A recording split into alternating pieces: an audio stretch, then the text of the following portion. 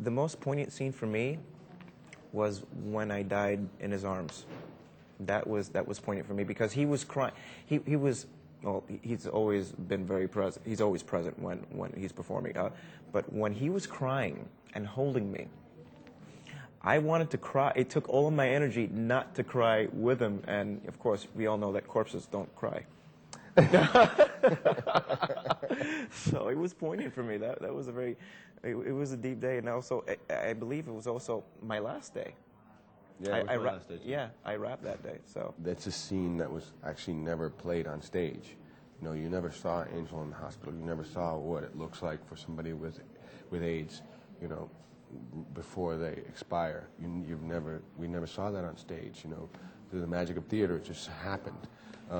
We actually see Angel slip away. So, you know, I was immersed in it while we were filming it, so, you know, it was very hard to have any perspective on it. But the truth of the matter is, when I finally did see it on the screen, I realized that, wow, I forgot that, you know, that's what happens. You know, that's how, you know, someone with that disease would expire. And it's really kind of hard to watch, you know.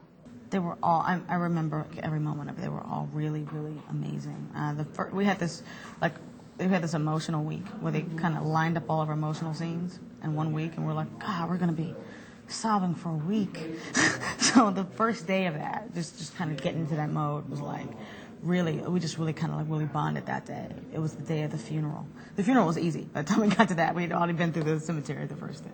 And we just really all kind of, I think, bonded that day. And by the end, we were telling jokes to try to just keep our spirits up because we were all so sad, and practical jokes were happening by the end of the day. And so, I mean, I will always remember that day, actually. I always remember going to visit Adam when he was shooting Glory on the rooftops in New York City. It was early on in the shooting process, and just, you know, having been so worried that things weren't, that the movie was not going to be done properly and it was going to feel like it was stolen from us in some weird way, that when I saw that, I hadn't envisioned it like that, but it was right. Like, it was more than I had envisioned, and it sort of took a sigh of relief. For me, watching it, La Vie Boheme was just, you know, when we did the play, that was so much fun. I never tired of watching that number, and it was great. How many days? We had like 5 days in the Life Cafe. A full week, and I was very excited throughout that entire week of, you know, to just be watching all of the energy and you know, some of the same people, some of the different people. Just such an expression of joy and love and excitement.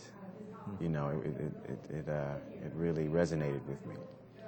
There was we had to do the finale and the Your Eyes / finale.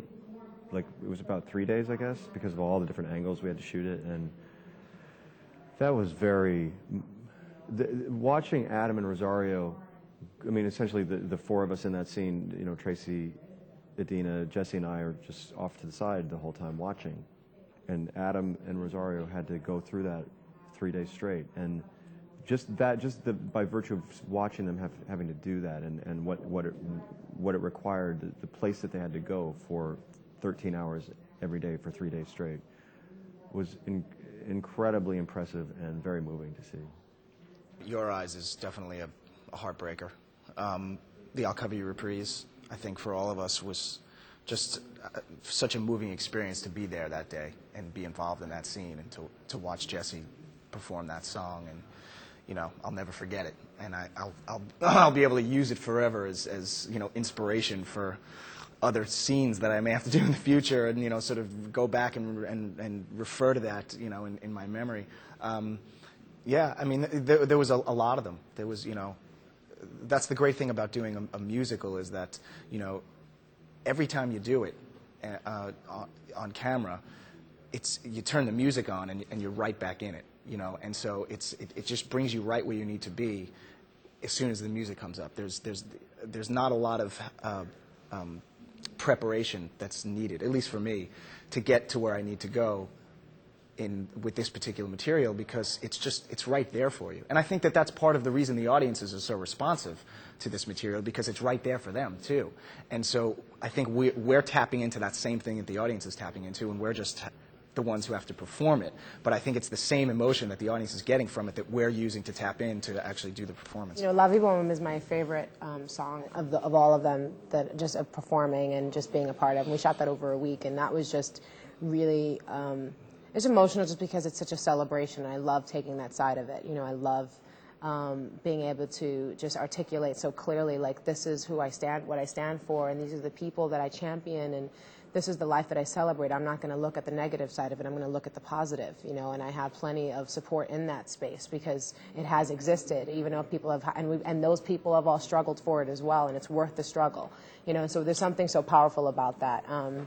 I'll Cover You Reprise, obviously. I mean, that song is so moving. I can just, we were doing Goodbye Love, which actually I think probably was the most emotional for me to do acting-wise, you know, all the way throughout from 1, 2, and 3. It was very draining, and you have your eyes are puffed out this big, and you're squirting tears across the table, you know, and you're just, it's like so much.